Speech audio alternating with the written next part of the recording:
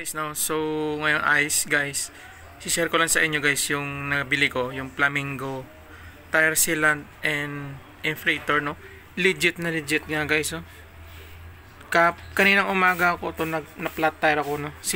So, kinabitan ko guys, ito, binuksan ko na. So, hindi ko lang na-videoan yung pagkagawa ko, no? Pero legit guys, sulit. Yung man-notice nyo mga guys, no, pagka may butas dito, pag nilagyan nyo na nito, tapos pinus mo lang, tapos hanggang pumasok yung silat niya, tsaka yung hangin, kusa niyang maglabas konti dito yung silat niya, pero tapos yun, pag tumigas siya, parang tinapalan niya. Yan, no, legit guys, oh. Kala ko nga to, hindi ko magamit kasi tagal ko tong binili last year pa. Ngayon na ako nabutasan kahapon. So legit na legit mga parno. So pwede ito sa motor, sa sasakyan. Kayang-kaya nito guys sa sasakyan. Pagka ubusin nyo lang to. Pasok nyo lang to yung dulo dito sa may kanyang, sa may nozzle nito. Sa ganyan hangin. Tapos yan. Tapos press nyo lang to guys. Tanggalin nyo lang to yung takip. Pero napupuna ko dito mga parno. So nung tinry ko, parang pumapasok naman yung sealant niya sa loob, pero lumalabas dito yung bubble. So yung ibang sealant niya dito mismo sa cup niya. Hindi ko alam kung tama pagkagawa ko. Tingnan nyo, may mga sealant pa. Yan. So yun lang napuna ko, no, sa dito. Kasi bakit ayaw pumasok yung iba kasi ayaw parang ayaw pumasok, parang malabas dito, pero pero sulit naman mga para yan. So ito, pag may baon ganito yung sealant na to, kahit saan kang lugar, kung walang vulcanizing shop, masisave ka nito mga para. Tagang binabaon ko to. So binili ko lang to sa, I think, sa online shop, Shopee, sa Lazada pala. So hindi ko lang natandaan kung magkano, pero sulit, grabe.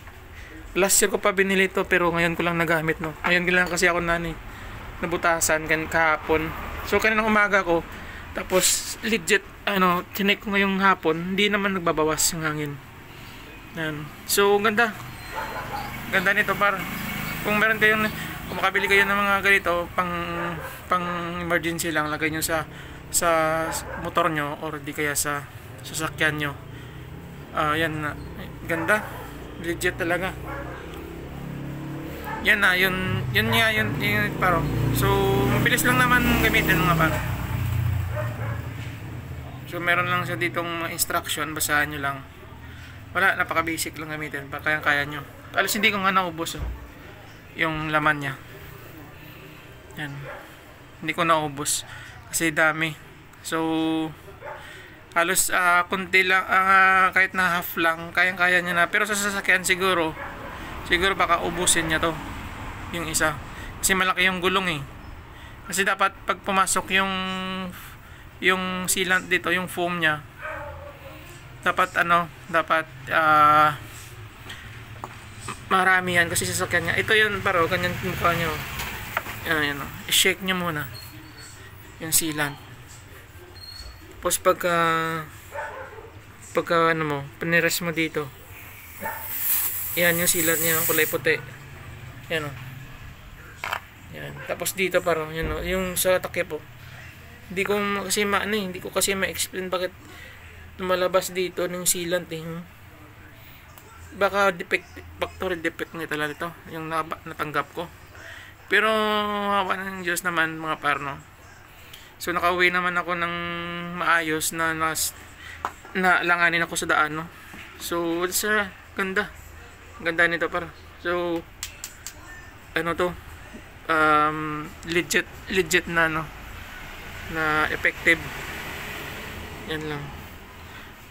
So hanggang dito na lang par, no? Share ko lang sana. Kung wala pa kayong ganito, kung sasakyan man dala nyo or mga motor, so magandang may reserba kayo nito sa kanyang motor o sasakyan, kasi hindi natin alam minsan pag malayo sa vulcanizing, hindi ka na magtutulak, no? So Hanggang dito na lang par, sana nagustuhan nyo to par.